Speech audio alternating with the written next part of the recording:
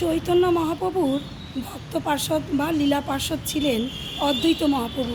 এই অদ্বৈত মহাপ্রভুর পঞ্চদশ প্রজন্ম হলেন সতীশচন্দ্র গোস্বামীদা, অর্থাৎ শ্রী শ্রী ঠাকুরের প্রিয় গোসাইদা।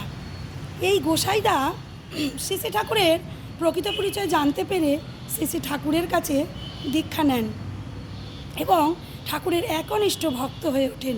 যাই হোক, এই গোসাইদা পাবনা তথা কুষ্টিয়া এবং চারিদিকে নতুন করে নাম সংকীর্তনের একদম আলোড়ন সৃষ্টি করেছিলেন, নতুনভাবে মানুষকে উদ্বুদ্ধ করছিলেন। যেখানে যাচ্ছেন এই গোসাইদা, সেখানে এই ভক্তের ঢল নেমে আসছে, মানুষের সমাগম হয়ে যাচ্ছে। মানে প্রচণ্ডভাবে নাম সংকীর্তনে সবাইকে মাতিয়ে রেখেছেন। যেখানেই তিনি যান সেখানেই একদম ভক্তের ঢল নামে। এমন অবস্থায়, এইরকম অবস্থায় আর কি, একদিন ওখানে কুষ্টিয়ায় রামকৃষ্ণ বিশ্বাস দাদার বাড়িতে নাম সংকীর্তন চলছে। গড়াই নদীর চর থেকে এক দল মানুষ সন্ধ্যার পর তারা এই রামকৃষ্ণ বিশ্বাসের বাড়িতে আসছেন, কিন্তু রাতের অন্ধকারে তারা রামকৃষ্ণ বিশ্বাসের বাড়ি কিছুতেই খুঁজে পাচ্ছেন না।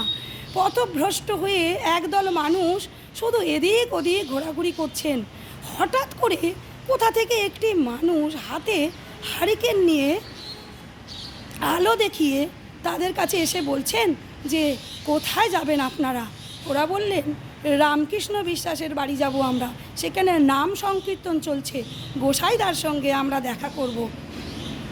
তখন সেই হারিকেন হাতে নিয়ে ওই একদল মানুষকে রামকৃষ্ণ বিশ্বাসের বাড়ি পৌঁছে দিলেন।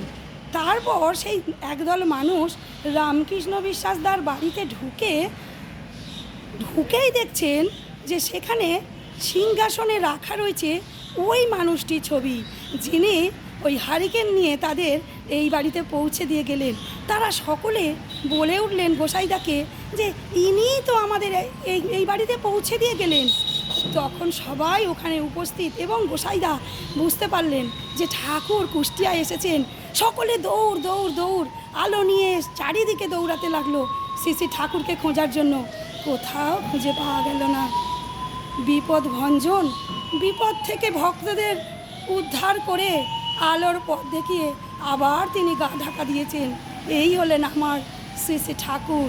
তিনি যে কত মানুষকে এভাবে অন্ধকারে আলোর পথ দেখিয়ে মানুষকে সঠিক পথে পৌঁছে দিয়েছেন, তার কোনো ইয়ত্তা নেই। পরম দয়াল ঠাকুর, তিনি তো বিপদ ভঞ্জন। সর্বদাই যখনই বিপদে পড়ি আমরা তাকে স্মরণ করি। তিনি কারোর না কারোর মারফত, কোনো না কোনো মানুষের মারফত তিনি আমাদেরকে সেই বিপদ থেকে উদ্ধার করার জন্য, রক্ষা করার জন্য সর্বদাই তৎপর। জয়গুরু, সকলের মঙ্গল প্রার্থনা করি আমার পরম দয়ালের রাঙা রাতুল শ্রী চরণে।